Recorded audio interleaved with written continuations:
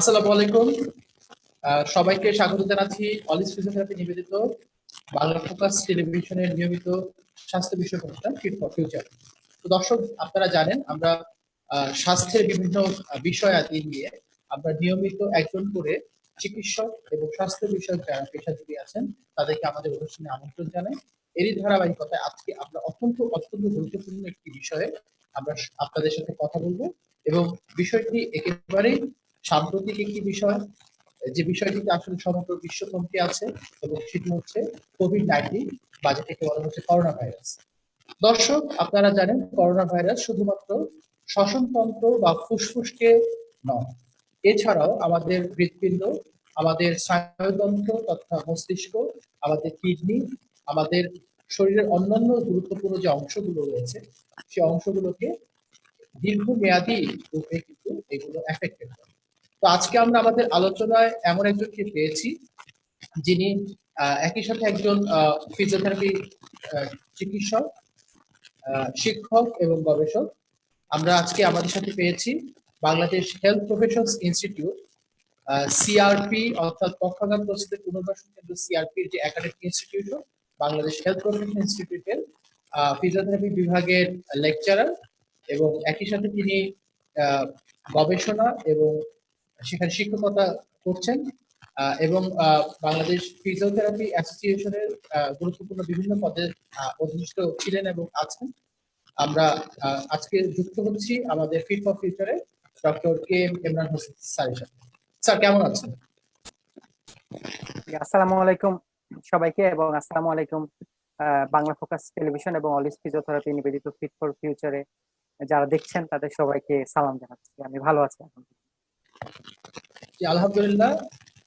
আমরা তো জানি স্যার যে আসলে করোনা বা করোনা ভাইরাস অথবা কোভিড-19 যেটাকে বলা হচ্ছে, এটির একটি দীর্ঘমেয়াদী আমাদের শারীরিক এবং মানসিক ইতিবাচক কিছু প্রতিক্রিয়া আমাদের মধ্যে তৈরি হয়েছে। তো আসলে আমরা প্রথমে শুরুতে আপনার কাছে যে ব্যাপারটা জানতে চাইছি সেটি হচ্ছে এই কোভিড-19 পরবর্তী অথবা কোভিড-19 সিচুয়েশনটা এখন অনগোয়িং, এই অবস্থাতে আমাদের কি কি ধরনের শারীরিক সমস্যাগুলো আমাদের আসছে, গবেষণা অথবা চিকিৎসকরা কি বলছে এই সম্পর্কে আমি জানি। জি, আপনাকে অসংখ্য ধন্যবাদ ডক্টর অলিভ স্যার। আপনি জানেন যে করোনা ভাইরাসটার সবচেয়ে বড় আমাদের যে দুর্বলতা ভাইরাসকে ব্যাটেল করার, সেটা হচ্ছে এটা সম্পর্কে অনেক তথ্যই আমরা জানি না, এবং সবসময় নতুন নতুন এভিডেন্স আসছে, যেটা আসছে আমরা সেটাকে গ্রহণ করছি। তো আমরা যেটা জানি যে এটা একটা আরএনএ ভাইরাস, এবং এটাই সাধারণত রেসপিরেটরি ড্রপলেট বা হাঁচি কাশির মাধ্যমে ছড়াতে পারে। এছাড়া আরো বিভিন্ন উপায়ে সেটা ছড়াতে পারে, বাট মেইনলি হাঁচি কাশির মাধ্যমে। এবং আমাদের প্রথম থেকে ধারণা ছিল যে সিমটম যেগুলো, প্রেজেন্টেশন গুলো, সেগুলো হাঁচি কাশি, গলা ব্যথা এই ধরনের কিছুই থাকবে। কিন্তু একটা সময় গিয়ে দেখা গেল যে করোনা ভাইরাসের কারণে, মানে যেহেতু এই ধরনের ভাইরাসগুলো নোভেলিটি বলে এটাকে, যে ভাইরাসগুলো তার জায়গাটা চেঞ্জ করে, তো তার দেখা গেল যে সেখান থেকে আমরা আস্তে আস্তে পাচ্ছি যে তার স্বাদ এবং ঘ্রাণ কমে যাচ্ছে। তার পাশাপাশি আমরা অনেকগুলো সিমটম দেখতে পাচ্ছি। যেমন আপনি কিছু সিমটম বলেছেন যে, যেমন আমাদের স্বাদ এবং ঘ্রাণ চলে যাওয়া, এটা একটা প্রিমিয়ার সিমটম বর্তমানে। তো সেটার কারণ হচ্ছে সেটা কি করে যে আমার যে অলফ্যাক্টরি ভালভ আছে আমাদের ক্রেনিয়াল নার্ভে, সেটাকে এফেক্ট করে, এবং অলফ্যাক্টরি ভালভকে এফেক্ট করার কারণে আমাদের কিন্তু স্বাদ ঘ্রাণ চলে যাচ্ছে। এবং সবচেয়ে বড় ব্যাপার হচ্ছে, যখন আমাদের এর আগে যে প্যান্ডেমিকটা ছিল, আমাদের রেসপিরেটরি যে প্যান্ডেমিক ছিল 19 শতকের দিকে, স্প্যানিশ ফ্লুতেও কিন্তু এই ধরনের অলফ্যাক্টরি বাল্বকে এফেক্ট করে আস্তে আস্তে সেটা ব্রেইনের নিউরো ডিজেনারেশন এবং এনকেফালাইটিস এর মতো সিমটম প্রডিউস করছিল। তো আমরা অবশ্যই আরো আলোচনা করব, কিন্তু আমার বলার উদ্দেশ্য এটাই যে সেটা হচ্ছে এখনকার সময় দেখা যাচ্ছে জ্বর ছাড়াও, গলা ব্যথা ছাড়াও রোগীর শুধু স্বাদ চলে যাচ্ছে, ঘ্রাণ চলে যাচ্ছে, শরীর দুর্বল লাগছে। এই ধরনের সিমটমের কারণে, মানে সিমটমও থাকতে পারে কোভিড-19। জি স্যার, ধন্যবাদ। আমরা আসলে জানতে পারলাম যে আসলে কোভিড-19 বা করোনা ভাইরাস কিভাবে আমাদেরকে এফেক্ট করছে। স্যার, আমরা এই পর্যায়ে জানবো যে আমরা তো, আপনি যেমনটি বলছিল যে আমাদের আসলে করোনাতে আমাদের যে বিভিন্ন সিস্টেম আমরা আলোচনা এই পর্যায়ে জানতে চাচ্ছি যে আসলে আমরা তো জানি যে কোভিড মূলত আমাদের রুট অফ এন্ট্রি অথবা অর্থাৎ এটি ঢুকে হচ্ছে আমাদের শ্বসনতন্ত্র দিয়ে। আমরা জানতে চাইছি যে আসলে কোভিড-19 অর্থাৎ করোনা ভাইরাস এই শ্বসনতন্ত্রে কি কি নেতিবাচক যে প্রভাবগুলো এগুলো কি কি ঘটে? আসলে কি ঘটে সেটা আমরা একটু জানতে চাইছি। জি, আপনাকে অসংখ্য ধন্যবাদ। জি, জি, আমাদের আমাদের কথাগুলো কি ইকো হচ্ছে কিনা আমি জানি না, তো চলছে। জি, থ্যাংক ইউ। তো হ্যাঁ, তাইলে সেটা হচ্ছে আপনি যে প্রশ্নটা করেছেন এটা অনেক গুরুত্বপূর্ণ একটি প্রশ্ন। আহ সেটা হচ্ছে কোভিড-19টা, আমরা জানি যে এটা একটা রেসপিরেটরি সিমটম প্রডিউস করে বা শ্বাসতন্ত্রের সমস্যা করে, এবং এটি কিন্তু আপার রেসপিরেটরি ট্রাক্ট এবং লোয়ার রেসপিরেটরি ট্রাক্ট। তার মানে আপার রেসপিরেটরি ট্রাক্টের মধ্যে আছে আমাদের আমরা যে নিঃশ্বাস নেই, আমাদের শ্বাসতন্ত্রের উপরের অংশ, আমাদের শ্বাস নালী, আমরা আমাদের যে কথাবার্তা বলি, আমাদের সেই আহ ব্যবস্থা, সবকিছু মিলিয়ে আপার রেসপিরেটরি ট্রাক্ট বলি বা শ্বসনতন্ত্রের উপরের অংশ। এবং নিচের অংশ আমরা যেগুলোকে বলি অ্যালভিউলাই বা বায়ুথলি বলি। তো এটা হলো লাঙের বা ফুসফুসের সবচেয়ে একক যে পার্ট, সেটা যেখানে বাতাস ভরে থাকে। তো কোভিড-19 এর ব্যাপার হচ্ছে সেটা দুইটাকেই এফেক্ট করে, আপার রেসপিরেটরি ট্র্যাক্ট এবং লোয়ার রেসপিরেটরি ট্র্যাক্ট, যেই কারণে আমরা বলছি যে গলা ব্যথা বা জ্বর বা কাশি এই জিনিসগুলো হচ্ছে। এবং তার পাশাপাশি আরেকটা ব্যাপার হচ্ছে অনেক সময় গলা বসে যাচ্ছে এবং স্বরতন্ত্রে সমস্যা হচ্ছে। এটাও কিন্তু একটা সিমটম এখন আমরা দেখতে পাচ্ছি। আর লোয়ার রেসপিরেটরি ট্রাক্টে যেটা করে, যেহেতু এটা অ্যালভিউলাই গুলাকে সেল লেভেলে ড্যামেজ করে দেয়, মানে একদম কোষের ভিতরে এটাকে নষ্ট করে সেখানে কিছু ডেব্রিজ জমা হয়ে যায়, সেখানে কিছু প্রদাহজনিত কিছু জিনিস জমা হয়। সেই কারণে যেটা হয় যে ওই বায়ুথলিতে তো বাতাস থাকে, সেই বাতাসটা, ছোট ছোট বায়ুথলিতে বাতাস ফিল আপ করা থাকে, পরিপূর্ণ করা। সেই বাতাসটা যখন ছোট ছোট বায়ুথলিতে যেতে পারে না, আলটিমেটলি কি হয়, যেই পরিমাণ অক্সিজেন আমাদের ফুসফুস আমাদের ব্লাড থেকে ব্লাডে দিচ্ছে, সেই পরিমাণ অক্সিজেন দিতে পারছে না। এর ফলে রোগী কিন্তু হাইপোক্সিয়া ডেভেলপ করছে, মানে সেটা হলো যে শরীরে অক্সিজেনের মাত্রা কমে যাচ্ছে। এবং আমরা জানি শরীরে যদি অক্সিজেনের মাত্রা কমে যায়, ব্লাডে অক্সিজেনের মাত্রা কমে যায়, এটা কিন্তু একটা ভাইটাল জিনিস যেটা প্রত্যেকটা অর্গানকে সাপ্লাই দিচ্ছে অক্সিজেন এবং তাদের প্রয়োজনীয় জিনিস। এবং ভাইটাল অর্গান, হার্ট, ব্রেইন, এগুলো যদি সঠিকভাবে অক্সিজেন না পায়, সেই ক্ষেত্রে রোগীর কিন্তু জীবনও অনেক সময় কম্প্রোমাইজ হয়ে যাচ্ছে। কাজেই কেন করোনা ভাইরাসটা ঝুঁকিপূর্ণ, তার প্রধান কারণই এটা যে সেটা আমাদের যে শ্বাসতন্ত্রের কারণে আমাদের রক্তে অক্সিজেনের মাত্রা থাকার কথা, অক্সিজেনের স্যাচুরেশন থাকার কথা, সেটা কমে যাচ্ছে। এই জন্য এটা ফেটাল। এবং সেকেন্ডারিলি যখন আমাদের এরকম ফুসফুসে এই ধরনের ডেব্রিজ বা এই ধরনের জিনিসপত্র জমছে, সেই ক্ষেত্রে আমাদের কি হচ্ছে, সেটা সঠিকভাবে বের হইতে পারতেছে না। সেগুলো যদি ভালোভাবে আমরা ক্লিয়ার না করি, তাইলে এই যেগুলা জমে আছে এগুলোর কারণে আবার সেকেন্ডারিলি আবার অনেকগুলো ইনফেকশন থেকে শুরু করে, যেটাকে বলে নিউমোনিয়া বলি, সেই নিউমোনিয়া তৈরি হয়ে যাচ্ছে। তো পুরোপুরি শ্বাসতন্ত্রের যদি আমি কাজ বলি, কর্মক্ষমতা কমে যাচ্ছে, কার্ডিও রেসপিরেটরি যেটা ফিটনেস বলতেছি সেটা কমে যাচ্ছে। এবং সেটা শুধু যখন এফেক্টেড হচ্ছে তখন নয়, প্রায় 30% মানুষ যারা করোনা ভাইরাস থেকে সুস্থ হয়ে গেছেন, তারা সুস্থ হওয়ার পরেও তাদের এই কার্ডিও রেসপিরেটরি বা শুধু রেসপিরেটরি ফিটনেসের বিষয়টা কমে যাচ্ছে। কাজে এটা একটা বড় ফাইন্ডিংস যে আসলে করোনা ভাইরাস একটা লম্বা সময়ের লং টার্ম ইফেক্ট আমাদের জন্য ফেলে যাচ্ছে। স্যার ধন্যবাদ। আসলে আমরা খুবই সুন্দরভাবে করোনা ভাইরাস আমাদের ফুসফুস তথা আমাদের শ্বাসতন্ত্রে কিভাবে নেতিবাচক প্রভাবগুলো ফেলে আমরা তা জানতে পারলাম। স্যার আমরা এই পর্যায়ে আমরা আপনার মাধ্যমে জানতে পারলাম যে আসলে করোনা ভাইরাস শুধুমাত্র শ্বসনতন্ত্র নয়, এটি আমাদের শরীরের যতগুলো গুরুত্বপূর্ণ তন্ত্র রয়েছে অর্থাৎ সিস্টেম রয়েছে সেগুলোকে এফেক্টেড করছে। তো আমাদের শরীরে একটি বড়তম অন্যতম সিস্টেম হচ্ছে মাসকুলোস্কেলেটাল সিস্টেম স্যার বলা হয়, অর্থাৎ আমাদের অস্থি এবং মাংসপেশি যে সংবহন তন্ত্র অথবা অস্থি এবং মাংসতন্ত্র যেটাকে আমাদের বলা হয় অস্থিতন্ত্র। তো এই ক্ষেত্রে আমরা করোনা ভাইরাস পরবর্তী আমরা যেটা দেখেছি চিকুনগুনিয়ার ক্ষেত্রে, চিকুনগুনিয়া পরবর্তী বিভিন্ন আর্থ্রাইটিস অর্থাৎ বাতজনিত ব্যথাগুলো আমরা পেয়েছি। তো এই ক্ষেত্রে কি করোনা পরবর্তী স্যার কোনো মাস্কুলোস্কেলেটাল সমস্যা কি সেটা ডেভেলপ করতে পারে কিনা, বা হলেও ডেভেলপ করলে কি কি ধরনের মাস্কুলোস্কেলেটাল প্রবলেম ডেভেলপ করতে পারে? অত্যন্ত চমৎকার প্রশ্ন, এবং আমার ধারণা যে এই বিষয়টা আসলেই নতুন, যে কোভিড-19 বা SARS-CoV-2 যেটাকে আমরা বলছি, এটা এমন একটা ভাইরাস, সেটা কেন মাস্কুলোস্কেলেটাল প্রবলেম করবে। তো ইতালির একটা রিসার্চ খুব সম্প্রতি এসেছে গত মাসে, সেখানে তারা দেখেছে যে প্রায় 35% মানুষের যারা করোনা ভাইরাসে এফেক্টেড হয়েছেন, তাদের 35%-এর করোনা ভাইরাসের পরবর্তী সময়ে মাস্কুলোস্কেলেটাল সিমটম ডেভেলপ করছে। কিরকম? যেমন যেটা হচ্ছে তারা মাসেল গুলোতে পেইন হচ্ছে, মাসেল পেইন, জয়েন্ট পেইন, এবং 10% মানুষের 10%-এর লো ব্যাক পেইন হচ্ছে, কোমর ব্যথা। তাই এটা একটা খুবই এটা কিন্তু খুবই ইন্টারেস্টিং একটা ফাইন্ডিং, যে 10% মানে 1 লাখ মানুষ বাংলাদেশে বর্তমানে সুস্থ আছে, তাদের 30,000 মানুষের কিন্তু লং টার্ম প্রবলেম হচ্ছে, মাস্কুলোস্কেলেটাল প্রবলেম। এবং 10% মানুষ, তার মানে 10,000 মানুষের কিন্তু এখনই already secondarily low back pain হচ্ছে। এবং তার সাথে সাথে বিভিন্ন নিউরোপ্যাথিক সিমটম, যেমন হাতে পায়ে ঝিঝি করা, যেগুলো আমরা বলি যে পেরিফেরাল নার্ভের বিভিন্ন কারণে, পেরিফেরাল নার্ভ যদি এফেক্ট হয় সেই ধরনের সিমটম ডেভেলপ করে, অবশ হয়ে যাওয়া, এগুলো কিন্তু আমরা পাচ্ছি অ্যারাউন্ড 35% মানুষের ক্ষেত্রে।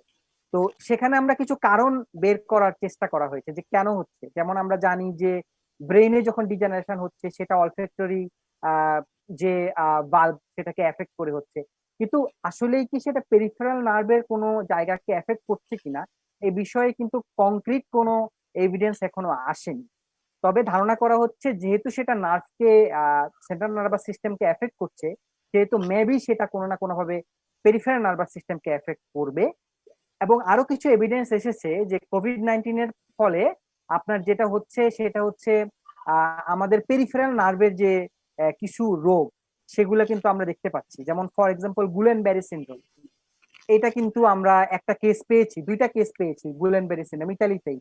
এবং আমরা যে জানি যে ট্রান্সভার্স মাস, সেটা হচ্ছে স্পাইনাল কর্ডের এখানে যদি ইনফ্লামেশন হয়, দুইটা কেস তিনটা কেস পেয়েছি যেগুলো ট্রান্সভার্স মাইলাইটিস হচ্ছে।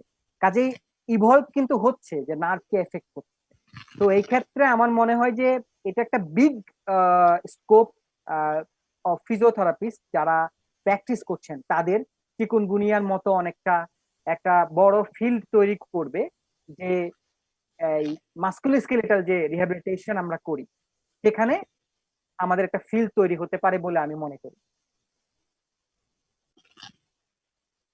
স্যার আপনাকে অনেক অনেক ধন্যবাদ। আসলে আমরা জানতে পারলাম যে এটি আসলে অনেকেরই জানা নেই যে আমাদের কোভিড-19 পরবর্তী মাস্কুলোস্কেলেটাল প্রবলেম হতে পারে বা কি কি ধরনের সমস্যা হতে পারে। নতুন নতুন গবেষণা একটি উঠে আসছে এবং এটি সম্পর্কে মানুষ অনেক বেশি সচেতন হচ্ছে, শিক্ষকেরা অনেক বেশি জানছে। তো স্যার, আলোচনার এই পর্যায়ে আমরা কোভিড-19 এর সাথে আমাদের নিউরোলজিক্যাল কিছু সমস্যা, অর্থাৎ স্নায়ুতন্ত্র এর সমস্যার কি কোনো ধরনের রিলেশনশিপ আছে কিনা সেটা আপনার কাছ থেকে জানতে চাই। জি, আপনাকে অসংখ্য ধন্যবাদ স্যার।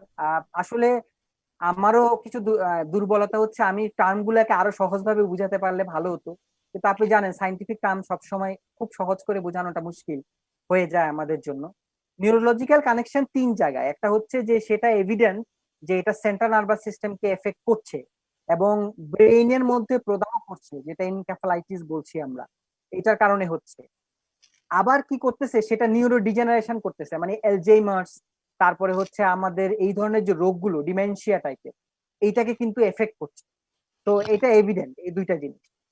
আর যে জিনিসটা সেটা হচ্ছে এটা সাইটোকাইন স্ট্রোম বলে বা সাইটোকাইন ঝড় বলে ব্রেইনে বা সেন্ট্রাল নার্ভাস সিস্টেমে।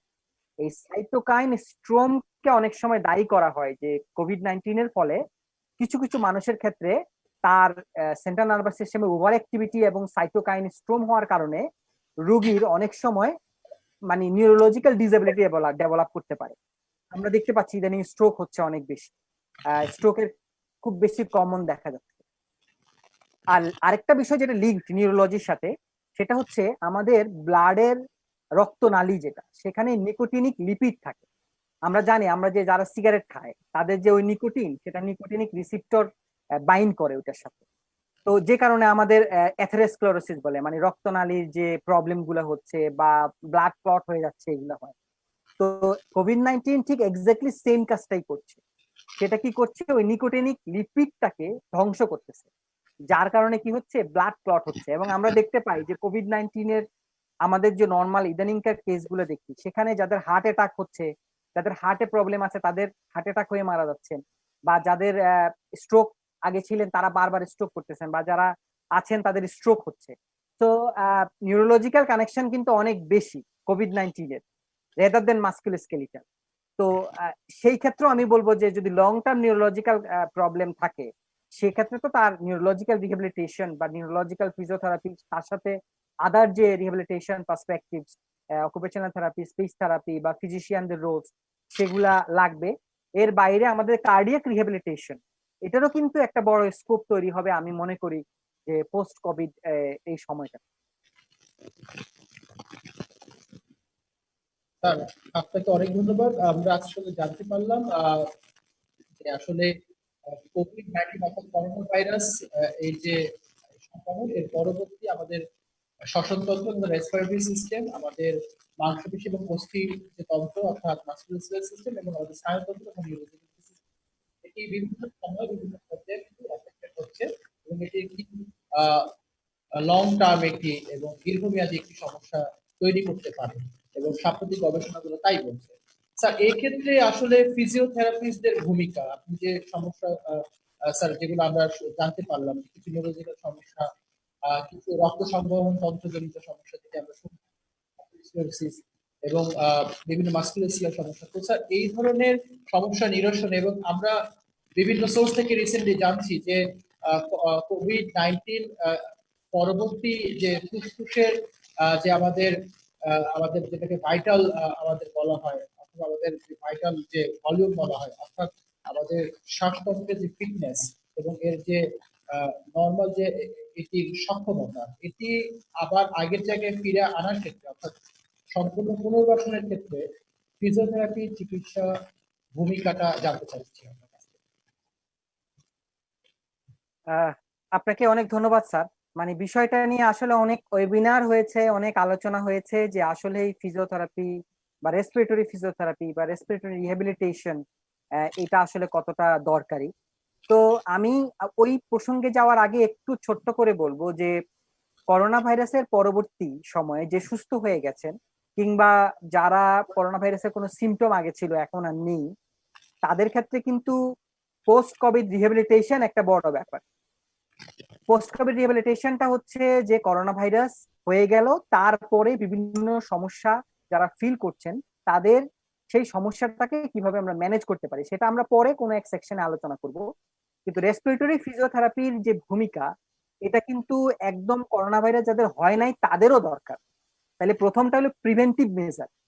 প্রিভেন্টিভের ক্ষেত্রে আসতেছে যারা সুস্থ মানুষ, ভালো মানুষ, তাদের যে কার্ডিও রেসপিরেটরি ফিটনেস, তাদের রেসপিরেটরি ফিটনেস স্পেশালি তাদের লাংয়ের যে ক্যাপাসিটি গুলো থাকে আমরা জানি, সেই ক্যাপাসিটি গুলো যদি আমরা বাড়াইতে পারি, তাইলে কি হবে যে লাংটা যদি সুস্থ থাকে, সে যদি ইনফেক্টেডও হয়, সে ব্যাটেল করতে বা সে ওই প্রবলেম গুলো থেকে সুস্থ হতে সে তাড়াতাড়ি পারবে। সো এটা একটা প্রিভেন্টিভ মেজারমেন্ট, যে তার লাংয়ের ফাংশন, ভলিউমস, ক্যাপাসিটিস এগুলা বাড়ানোর জন্য, বা VO2 ম্যাক্স বলি আমরা, সেটা বাড়ানোর জন্য আমরা কাজ করছি।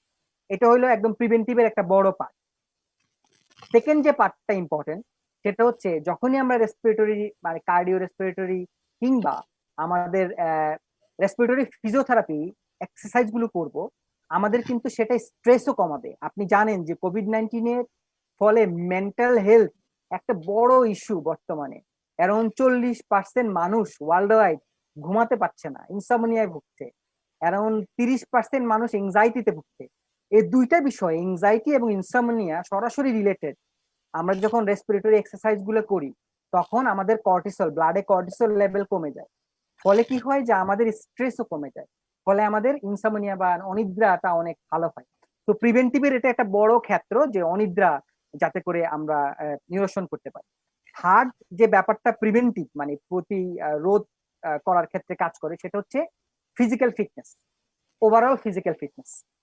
যে মানুষটা ওভারঅলি ফিজিক্যালি ফিট, তাদের ক্ষেত্রে কোভিড-19 খুব একটা ক্ষতি করতে পারে না, এবং এটা একটা স্টাডিও হয়েছে। ইউকে গভর্নমেন্ট একটা স্টাডি করছে যেটাকে বলে BAME, সেটা হচ্ছে ব্ল্যাক, এশিয়ান, মাইনরিটি টাইপের এথনিক এই পিপলদের উপর একটা স্টাডি। তো সেখানে একটা পার্ট ছিল যে যারা ব্রিটিশ পিপল বা ব্রিটিশ সিটিজেন ইউকে তে থাকে, তাদের মধ্যে যারা আফ্রিকান তারা কিন্তু তুলনামূলকভাবে তাদের মধ্যে মৃত্যু এবং কমপ্লিকেশন কম, কিন্তু যারা আমাদের মতো এশিয়ান বা ব্ল্যাক, এশিয়ান ব্ল্যাক বা ব্রাউন, কিংবা আমাদের মধ্যে কিছু এথনিক আছেন, তাদের মধ্যে কিন্তু মৃত্যুর হার এবং কমপ্লিকেশন বেশি বেশি। তার কয়েকটা কারণ এক্সপ্লোর করার চেষ্টা হচ্ছে, কিছু কিছু স্টাডি ফেজ 2 তে আছে বা ফেজ 1 এ আছে।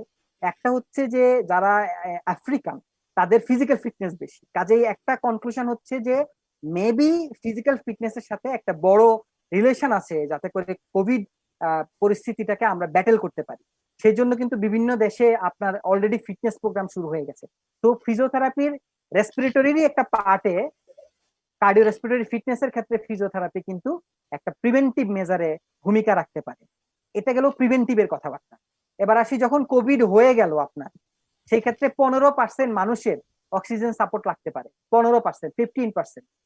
5% মানুষের ক্রিটিক্যাল কেয়ার লাগে, তার মানে সে হয় আইসিইউ বা ইন্টেন্সিভ কেয়ার ইউনিট কিংবা মানে বিভিন্ন রকমের ক্রিটিক্যাল কেয়ারে সে যাচ্ছে। আপনি জানেন যে আপনি আইসিইউ তে ফিজিওথেরাপির রোলটা কত বেশি ব্যাপক, এটা আসলে ওয়ার্ল্ড ওয়াইড, এটা আসলে আমি বলতে গেলে একটা পুরা কি বলবো একটা পর্ব চলে যাবে। কিন্তু এখানে কিন্তু 2-3টা বিষয় জরুরি। একটা হচ্ছে উইন এন্ড উইন সিচুয়েশনটা, যে রুগী যখন আইসিইউ থেকে ভালো হচ্ছে, ওই উইন এন্ড উইন সিচুয়েশন আনতে গেলে আপনাকে প্রথম থেকেই পজিশনিং থেকে শুরু করে, যেটাকে প্রোনিং বলতেছি, সেটা কিন্তু ফিজিওথেরাপিস্টরাই প্রথম শুরু করেছিল ইউকে তে। ওই প্রোটিন থেকে শুরু করে তাকে আস্তে আস্তে করে আইসিইউ থেকে বের করে আনার জন্য রেসপিরেটরি ফিজিওথেরাপি একটা বড় ভূমিকা রাখতেছে। এবং এট লাস্ট পোস্ট কোভিড রিহ্যাবিলিটেশনে আমরা হয়তো সামনে ব্যাখ্যা করব যে প্রত্যেকটা জায়গায় ফিজিওথেরাপি, এবং আমি শুধু ফিজিওথেরাপির কথা বলতে চাই না, সেখানে ফিজিওথেরাপির পাশাপাশি অন্যান্য যেগুলো আছে, অকুপেশনাল থেরাপি, স্পিচ থেরাপি, কারণ অনেক সময় দেখা যায় আইসিইউতে কিংবা এই ধরনের রুগীরা কথা বলতে পারে না বা কমিউনিকেট করতে পারে না, অনেক সময় তাদের কগনিটিভ প্রবলেম থাকে। সেক্ষেত্রে অল্টারনেটিভ এবং অগমেন্টিভ কমিউনিকেশন দরকার হয়, সেটাও কিন্তু আমাদের ওভারঅল রিহ্যাবিলিটেশন টিমের একটা পার্ট। তো আমরা সবাই মিলে কিন্তু এই কোভিড সিচুয়েশনে যদি ভালোভাবে রোল প্লে করতে পারি, আমি বিশ্বাস করি যে উন্নত দেশের মতো আমাদের মর্টালিটি রেট কমে যাবে, এবং লং টাইম আমাদের যে ফিজিক্যাল প্রবলেম গুলো যেটা আমরা আশা করছি, সেটার মানে প্রকোপটাও কমে যাবে বলে আমি আশা মনে করি। ধন্যবাদ স্যার। স্যার, আমরা তো জানি যে আসলে বাংলাদেশও বিশ্বের অন্যতম একটি বৃহত্তম রাষ্ট্র জনগোষ্ঠীর দিক দিয়ে, এবং আহ, আমাদের দেশেও প্রচুর পরিমাণে কিন্তু কোভিড-19 আক্রান্ত রোগী রয়েছেন এবং এর সংখ্যা বেড়েই চলেছে। তো এই ক্ষেত্রে আসলে বিশাল জনগোষ্ঠীকে আমরা আমরা জানতে পারছি আপনার আলোচনার মাধ্যমে যে আসলে কোভিড-19 পরবর্তী চিকিৎসা এবং পুনর্বাসন ফিজিওথেরাপিতে একটি বিশাল একটি ভূমিকা রয়েছে। তো সেক্ষেত্রে আসলে এই যে মানে এক্সিস্টিং এবং আপকামিং ডিমান্ড, অর্থাৎ বর্তমানে এবং অদূর ভবিষ্যতে যে একটি বিশাল চাহিদা তৈরি হবে, তো এটাকে মিট আপ করার জন্য আসলে আপনার কি মনে হয় স্যার, আমাদের কোন অ্যাপ্রোচে যাওয়া দরকার? আসলে ফিজিওথেরাপিস্টরা কি করে এই অ্যাপ্রোচটা মিট করতে পারে? আপনার কি মনে হয় বিশাল ডিমান্ড এই ক্ষেত্রে এক্সিস্টিং যে আমাদের এডুকেশন বা রিসার্চ আছে এই সম্পর্কে, বা আমাদের ট্রেনিং গুলো হচ্ছে, এই ক্ষেত্রে আপনি কি মনে করেন স্যার? জি, জি, আপনাকে ধন্যবাদ। একটা চমৎকার প্রশ্ন। আসলে আমরা কি করতে পারি? আসলে একটা বিষয় হচ্ছে কি, ফিজিওথেরাপিস্টরা কিন্তু কোভিড এর প্রথম থেকেই আমরা ট্রাই করছি আমরা কিভাবে দেশের জন্য কাজ করতে পারি। আমরা কিন্তু বিভিন্ন ভাবে মিনিস্ট্রিকে অ্যাপ্রোচ করেছি। বাংলাদেশের এমন কোনো জায়গা নাই, এমন কোনো সিভিল সার্জন নাই যাদের কাছে আমরা মেল দেইনি। তো কিন্তু তারপরও আমরা কাজ করছি, কারণ দেশের নাগরিক হিসাবে আমাদের কাজ করে যাওয়া উচিত বলে আমি মনে করি। এক্ষেত্রে ফিজিওথেরাপিস্টরা 3টা ভাবে কাজ করতে পারে, 3 ওয়ে। একটা হচ্ছে আমাদেরকে বারবার বলতে হবে এটাই, যে অ্যাকিউট কেয়ার সেটিং যেটা কোভিড-19 এবং প্রিভেন্টিভ মেজারমেন্টে আমাদের কিন্তু ফিজিওথেরাপিস্টের ইনক্লুশন লাগবে। আপনি যদি ডিজি হেলথের ওয়েবসাইটে যান, সেখানে দেওয়া আছে বাংলাদেশে প্রায় 600 600 টিম কাজ করছে এই মুহূর্তে, যারা কোভিড-19 ফ্রন্ট লাইনার হিসাবে বিভিন্ন ইউনিটে, বিভিন্ন বিভিন্ন ছোট ছোট ছোট ছোট ইউনিটে, এবং সেটা টার্সিয়ারি লেভেল শুরু করে প্রাইমারি লেভেল পর্যন্ত 600 টিম।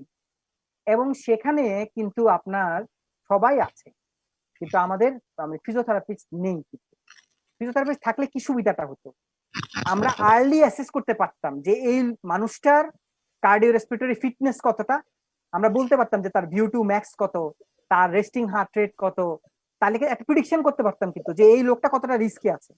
আপনি অ্যাকিউট কেয়ার সেটিং এ ট্রিটমেন্ট দেওয়ার সময় যাদের বেশি রিস্ক তাদেরকে বেশি প্রায়োরিটি দিতে হবে, যারা কম রিস্ক তাদেরকে কম প্রায়োরিটি দিতে হবে। আমি বলছি না যে যারা পড়ছেন তারা পাচ্ছেন না, না তা না, কিন্তু ফিজিওথেরাপিস্ট থাকলে জিনিসটা আরো সহজ হতো ওদের জন্য মিট আপ করা। তো আমরা বেসরকারি পর্যায়ে হাসপাতালগুলোকে আমরা ইদানিং ডিমান্ড দেখতে পাচ্ছি যে কার্ডিয়াক যে বা কার্ডিও রেসপিরেটরি রিহ্যাবিলিটেশনটা আমরা বেসরকারি ভাবে শুরু করতে পারি, যেহেতু এটা চেম্বারে শুরু করার মতো বিষয় না, যেহেতু হাসপাতালগুলোর সেটিং এ আমরা করতে পারি। এবং আমরা জানি যে ইতিমধ্যে বাংলাদেশে প্রায় অনেকগুলো হসপিটাল, বেসরকারি হাসপাতাল, মেডিকেল কলেজ, সেগুলো কিন্তু কোভিড সার্ভিস দেওয়া শুরু করেছে। তো আমরা সেখানে আবেদন করতে পারি, এবং আমরা আবেদন করছি যে সেখানে যেন ফিজিওথেরাপিস্টরা অ্যাকিউট কেয়ার সেটিং এ কাজ করে, এবং সেই জন্য ফিজিওথেরাপিতে ট্রেনিংও লাগবে, কিন্তু সেটাও কিন্তু আমরা বিভিন্নভাবে ওয়েবিনার করে দেওয়ার চেষ্টা করছি। প্রথমত চলে গেল। সেকেন্ড হচ্ছে আমাদের পোস্ট কোভিড রিহ্যাবিলিটেশন, যেটা আমরা চেম্বার জানি, ফিজিওথেরাপি বাংলাদেশের মানুষ পাচ্ছে চেম্বার প্র্যাকটিসের মাধ্যমে। এবং বাংলাদেশে যদি এই চেম্বার গুলা না থাকতো, বাংলাদেশের অনেক মানুষ রিহ্যাবিলিটেশন চিকিৎসা পেত না, কারণ রিহ্যাবিলিটেশন এখনো পর্যন্ত সরকারের হেলথ কেয়ার সিস্টেমে নেই।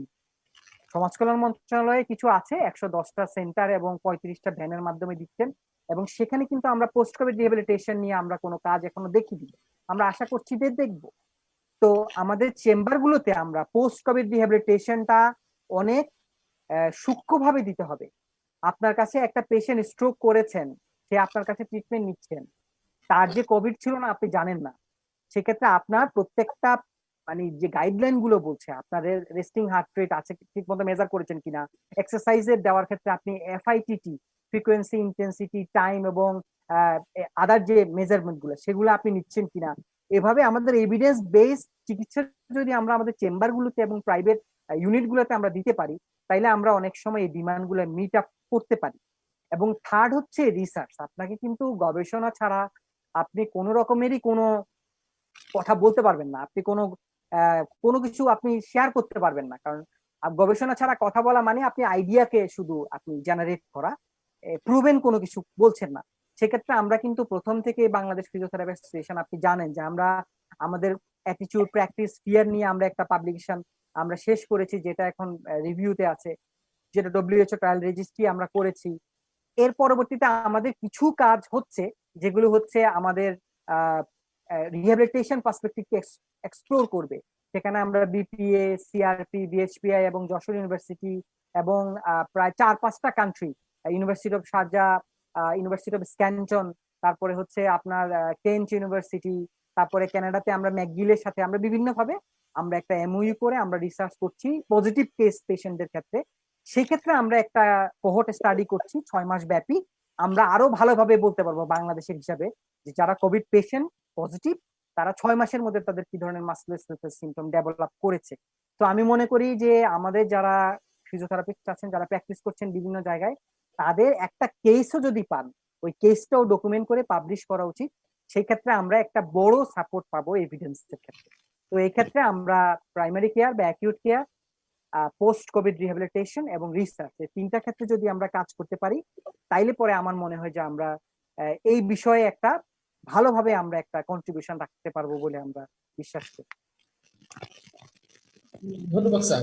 স্যার আমরা এই ক্ষেত্রে আপনি যেমনটি বলছিলেন আমাদের যে সেটিংস গুলো রয়েছে, অর্থাৎ ফিজিওথেরাপিস্টরা যে বিভিন্ন হসপিটাল গুলোতে সরাসরি কোভিড আক্রান্তদের সাথে কাজ করছে, অথবা কোভিড পরবর্তী যে বিভিন্ন মাসকুলার সমস্যাগুলো হচ্ছে, সেগুলো কিন্তু আমরা হয়তোবা যেগুলো আমাদের সেন্টার বেসড যে প্র্যাকটিস গুলো অথবা ফিজিওথেরাপি ক্লিনিক বেসড যে প্র্যাকটিস গুলো আমাদের ঢাকা এবং ঢাকার বাইরে রয়েছে, তো সেক্ষেত্রে এগুলাকে ডকুমেন্ট করা এবং সেটাকে গবেষণায় নিয়ে আসা, এই যে পুরো প্রসেসটা, এটা আপনি স্যার কিভাবে দেখছেন? আপনি একজন গবেষক এবং শিক্ষক হিসাবে আপনি কি মনে করছেন এটাকে আসলে আমরা কিভাবে একসাথে এটাকে সমন্বয় করতে পারি, বা কি উপায় হতে পারে আমাদের আজকে যারা দর্শক তাদের অনেকেই হয়তো প্রফেশনাল আছেন, আহ, আহ, বিভিন্ন পেশাজীবী আছেন, যেহেতু আমাদের এটি স্বাস্থ্য বিষয়ক অনুষ্ঠান।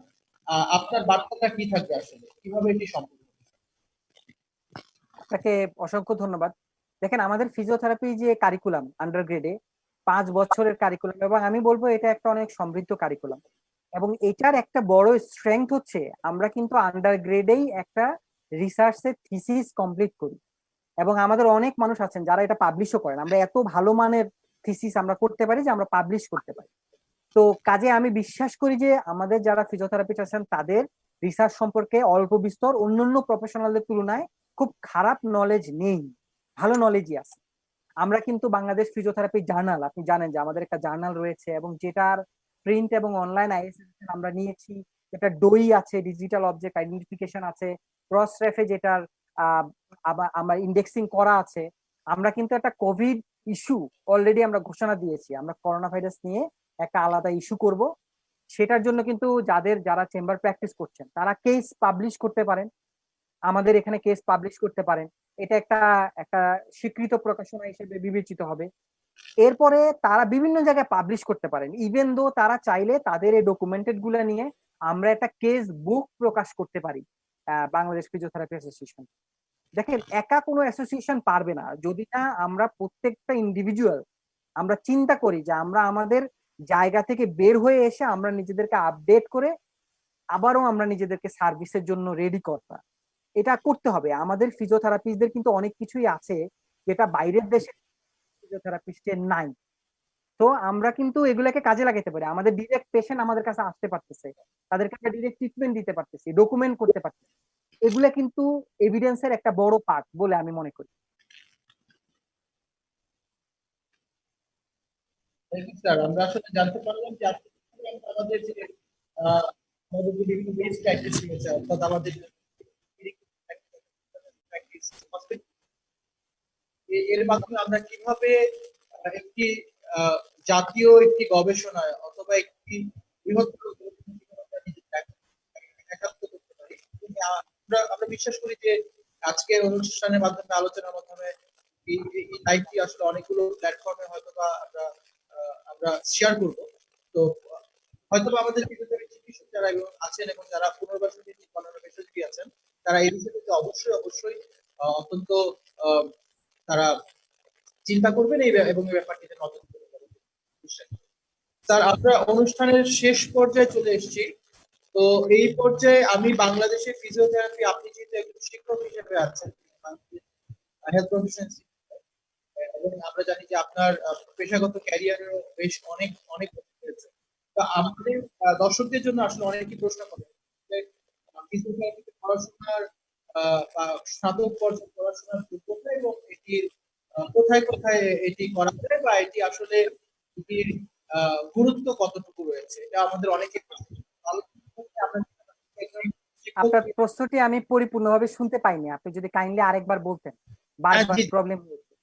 আমি আমি আবারও বলছি স্যার, আমরা আমরা যেহেতু একজন শিক্ষক পেয়েছি ফিজিওথেরাপির,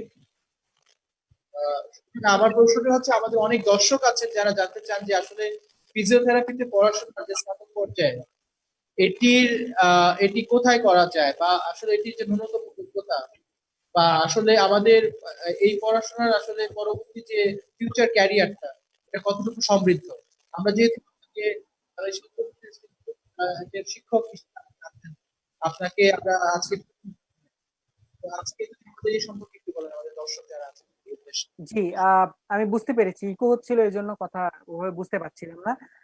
আমি যেটা বুঝলাম যে আপনার প্রশ্ন হচ্ছে যে স্নাতক পড়াশোনাটা কোথায় হয়। তাই স্নাতক গুলো কিন্তু বিভিন্ন জায়গায় হচ্ছে। আপনি জানেন যে সরকারিভাবে আমরা জানি যে institute of traumatology and orthopedic rehabilitation বা নিটোরে, তারপরে বিভিন্ন আইএসটি গুলাতে হচ্ছে, এটা সরকারি ভাবে। এছাড়া যশোর বিজ্ঞান ও প্রযুক্তি বিশ্ববিদ্যালয়ে কিন্তু ব্যাচেলর অফ ফিজিওথেরাপি কোর্স আমরা জানি যে স্নাতক পর্যায়ে চালু আছে। এছাড়া বেসরকারি ভাবে আমাদের বাংলাদেশ হেলথ প্রফেশনস ইনস্টিটিউট এবং আদার কয়েকটা ইনস্টিটিউটে, যেমন state college of health science, SAIC institute, SAIC college of medical science and technology, এরকম আরো বেশ কয়েকটা প্রতিষ্ঠান আমাদের আন্ডার গ্রেডেড ডিগ্রি দিচ্ছে। তো আমাদের কিন্তু প্রথম থেকেই স্নাতকোত্তর পড়াশোনার চিন্তা করতে হবে, কারণ আমরা জানি যে আমরা ঢাকা বিশ্ববিদ্যালয়ের মেডিসিন ফ্যাকাল্টি থেকে পাশ করি। যদি কেউ মনে করে যে ফিজিওথেরাপিতে সে সামনের দিকে আগাবে এবং ফিজিওথেরাপির স্পেশালিস্ট হিসাবেই সামনের দিকে আগাবে, সেক্ষেত্রে সে আমাদের যে মাস্টার অফ ফিজিওথেরাপি প্রোগ্রাম রয়েছে ঢাকা বিশ্ববিদ্যালয়ের মেডিসিন ফ্যাকাল্টির আন্ডারে আমাদের বাংলাদেশ হেলথ প্রফেশন ইনস্টিটিউটে, সেটা সে পার্সিউ করতে পারে। এবং আমাদের এই মাস্টার্স প্রোগ্রামটা এমন ভাবে ডিজাইন করা যাতে করে আমাদের যে রিসার্চ স্কিল গুলো, আমাদের পাবলিকেশন স্কিল গুলো, আমাদের যে প্র্যাকটিস এক্সপ্লোরের যে ব্যাপারগুলো, সেগুলো যাতে আমরা সুন্দরভাবে করতে পারি, এভাবে ডিজাইন করা। চাইলে সে অন্যান্য মাস্টার্স তো করতে পারে এবং পরবর্তীতে সে চাইলে সে পিএইচডি করতে পারে। কাজে আমি মনে করি যে বাংলাদেশে ফিজিওথেরাপি এডুকেশনের অনেক স্কোপ আছে, মানুষ চাইলেই গ্রেপ করতে পারবে। কিন্তু সবচেয়ে ইম্পর্টেন্ট হচ্ছে নিজেকে সবসময় কন্টিনিউয়াস লার্নিং এর মধ্যেই রাখা। কন্টিনিউয়াস লার্নিং এ যদি আমরা রাখতে পারি, তাইলে পরে আমাদের আপডেট হবে এবং আমাদের প্রফেশনাল ডেভেলপমেন্ট হবে বলে আমি বিশ্বাস করি। স্যার অনেক ধন্যবাদ। আজকে আসলে আলোচনার মাধ্যমে আমরা শুধু কোভিড 19 পরবর্তী যে পুনর্বাসন সেটি নয়, এটির বিভিন্ন দিক বা মাত্রা সম্পর্কে আমরা জানতে পেরেছি এবং প্রাণবন্ত আলোচনা আশা করছি সবাই উপভোগ করছেন, যারা বাংলা ফোকাস টিভিতে যারা দর্শক আছেন, যারা আমাদের ইউটিউব চ্যানেলে দেখছেন, আমাদের ফেসবুক পেজে যারা লাইভ দেখছেন এবং যারা আমাদের লাইভ স্ট্রিমিং এ আমাদের দেখছেন, তারা সবাই আশা করছি আজকের প্রোগ্রামটা এনজয় করছেন। তো আমি একেবারে অনুষ্ঠানের শেষ পর্যায়ে চলে এসেছি স্যার। তো আপনি যদি আমাদের করোনা কোভিড-19 অর্থাৎ করোনা আক্রান্ত যে রোগীরা যারা আছেন, যারা বাসায় বসে আজকে প্রোগ্রাম দেখছেন, তো তাদের যদি কিছু পরামর্শ আহ, আহ, দেন আপনি ফিজিওথেরাপি চিকিৎসক হিসাবে, যাতে তারা বাসায় বসে তারা আগের চাইতে অনেক বেটার থাকতে পারে, যদি তাদের উদ্দেশ্যে কোনো পরামর্শ থাকে স্যার। জি, আমি 5টা পরামর্শ দিব, যেটা হলো সিডিসি রিকমেন্ড করেছে বর্তমানে। সিডিসি সিডিসি রিকমেন্ডের 5টা পরামর্শ খুব ইজি। একটা হচ্ছে ওয়াটার, প্ল্যান্টি অফ ওয়াটার। আমরা কিন্তু এটা জানি না, অনেকে আমরা খাচ্ছি না প্ল্যান্টি অফ ওয়াটারটা, আমরা পানি পান করছি না। 2 নাম্বারটা হচ্ছে স্লিপ, কারণ এটা অনেক বেশি সেকেন্ডারি প্রবলেম হচ্ছে, ইমিউনিটি কমাই দিচ্ছে। সো ঘুমানোটা কিন্তু জরুরি, মানে রাত জেগে থাকাটা ভালো জিনিস না। 3 নাম্বারটা হচ্ছে ব্রিদিং এক্সারসাইজ, সেটা কিন্তু আপনাকে করতেই হবে। আমরা যে অনেকগুলো ব্রিদিং এক্সারসাইজ আমরা বলেছি, এবং এটা কিন্তু যারা মানে ডিপেন্ড করে রোগীর উপরে সে কোন ধরনের ব্রিদিং এক্সারসাইজ করবে। ইন জেনারেল আমাদেরকে ডিপ ব্রিদিং এক্সারসাইজের কথা বলছে, ইন জেনারেল আদার এক্সারসাইজের কথা বলছে, কেউ কেউ রেসপিরেটরি দেখাচ্ছে। এটা নিয়েও অনেক কথাবার্তা আছে, কিন্তু আমাকে এক্সারসাইজ করতে হবে। সেই জন্য আমাদের সবচেয়ে ইজি হচ্ছে একজন ফিজিওথেরাপিস্টের সাথে কথা বলা। বাংলাদেশ ফিজিওথেরাপি অ্যাসোসিয়েশনের ওয়েবসাইটে ফিজিওথেরাপিদের নাম্বার দেওয়া আছে 200 জনের। আপনি ফোন করে কথা বলে কাস্টমাইজড এক্সারসাইজ চয়েস করেন। 3টা গেল। 4 নাম্বার যেটা ইম্পর্টেন্ট, সেটা হচ্ছে আপনার ফিজিক্যালি ফিট থাকতে হবে। সেজন্য প্রতিদিন ঘরের মধ্যে হাঁটাহাঁটি করেন, যেটাই করেন, আপনাকে ফিজিক্যালি ফিটনেসটার দিকে আপনাকে খেয়াল করতে হবে। এবং এট লাস্ট যেটা কথা, সেটা হচ্ছে মেন্টাল হেলথ এবং স্পিরিচুয়াল হেলথের দিকে খেয়াল রাখতে হবে। আমাদের দুশ্চিন্তা হচ্ছে, অনেক কিছু হচ্ছে, এগুলোর দিকে আমাদের খেয়াল রাখতে হবে। এবং আমাদের কোপিং স্ট্র্যাটেজি বলে আমরা মেনে নেওয়া, এটার দিকে যদি আমরা ভালো মতো খেয়াল করি, সহজভাবে জিনিসটাকে মেনে নেই, প্যানিক না করি, তাইলে আশা করি যে কোভিড-19 তো আমরা বন্ধ করতে পারবো না, কিন্তু এটার যে ক্ষতি সেটা আমরা অনেকাংশে কমাই নিতে পারবো। অনেক ধন্যবাদ স্যার। আসলে আমরা জানতে পারলাম যে কোভিড-19 পরবর্তী এই সময়টাতে আমরা 5টি কি গুরুত্বপূর্ণ নিয়ম, এবং এটি কিন্তু আন্তর্জাতিক স্বাস্থ্য গবেষণা যে প্রতিষ্ঠানগুলো আছে সবগুলো স্বীকৃত এই 5টি। আশা করি যারা দর্শক শুনছেন বা যারা পরবর্তী অনুষ্ঠান শুনবেন, তারা এই বিষয়গুলো আহ, আমি বলবো যে যারা এফেক্টেড হন নাই, তারা নিজেরও এই বিষয়গুলো এড়িয়ে চললে আমার মনে হয় তারা স্বাস্থ্যগতভাবে অনেক বেশি ফিট থাকবেন, এবং আমরা এটাই আশা করি যে সবাই ফিট থাকবেন। তো দর্শক, আমরা আলোচনার একেবারে শেষ পর্যায়ে চলে এসেছি। আমি আমাদের বাংলা ফোকাস টেলিভিশনের পক্ষ থেকে, আমাদের পুরো টিমের পক্ষ থেকে doctor K M Imran Hossain sir, আমাদের শিক্ষক, গবেষক এবং ফিজিওথেরাপি চিকিৎসক, আজকের অনুষ্ঠানে প্রাণবন্ত একটি আলোচনা, এই আলোচনা করবার জন্য স্যারকে অনেক অনেক ধন্যবাদ জানাচ্ছি স্যার। আমরা অন্য কোনো একটি প্রোগ্রামে অন্য কোনো একটি বিষয় নিয়ে আপনার সাথে আবারও অন্য একটি প্ল্যাটফর্মে কথা বলবো। তো স্যার, আপনাকে অনেক অনেক ধন্যবাদ। স্যার, ভালো থাকবেন। যে আপনাদেরকেও ধন্যবাদ, এবং যারা দেখেছেন তাদেরকে ধন্যবাদ। কোভিডে যারা ফ্রন্ট লাইনার, তাদের জন্য আমার সেলিউট এবং